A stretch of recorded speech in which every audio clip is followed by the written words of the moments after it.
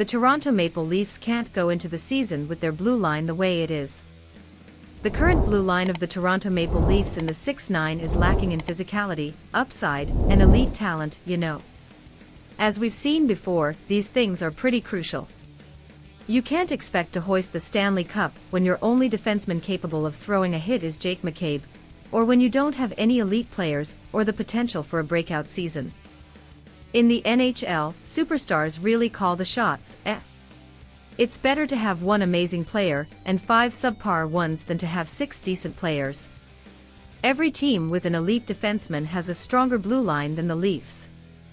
The Leafs' top defender, Morgan Rielly, wouldn't even crack the top 20 list of NHL defensemen, to be honest. And as for upside, the Leafs are looking at dressing 3 guys in their 30s and 2 more who are almost there. Only Timothy Liljegren, who the coach hasn't shown much interest in playing in the top 4 or even in the playoffs, has any potential. So what's the solution? A trade is definitely needed. Toronto Maple Leafs need a massive trade to fix their blue line. Yesterday, I floated an idea for a trade that would bring Calgary Flames defenseman Chris Tanev to the Leafs.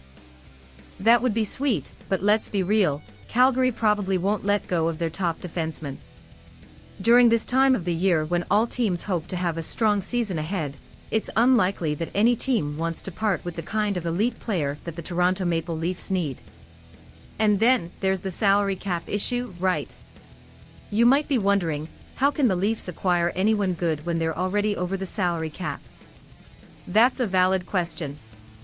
The answer is that TJ Brodie, Kye Jarnkrok, and Sam Lafferty are options the Leafs could use to get under the cap if necessary. This would give the Leafs roughly $6 million to land an elite defenseman. But then what? How do you find an elite defenseman who's available at the start of the season? There's only one team I could possibly see making a move like this. Ottawa recently locked down Jake Sanderson to a long-term deal, but he plays on the left side, just like Jacob Chychrun and Tomas Chabot. Could a deal for Chabot be worked out? Specifically, what if we traded William Nylander for Thomas Chabot? Chabot is locked in for 5 more years at $8 million, and he'll be 31 when the deal ends.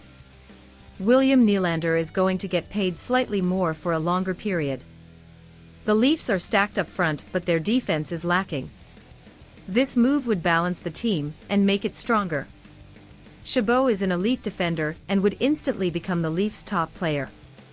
Plus, if they move Nylander, it would be easier to slot Nick Robertson into the top lineup. Knies and Robertson on the cheap could make trading Nylander more acceptable, if not ideal. So not only can you save some cash starting next year, but you can also bolster your blue line. It's a fair trade that benefits both teams. Ottawa might be mistaken if they think Tarasenko can replace DeBrincat.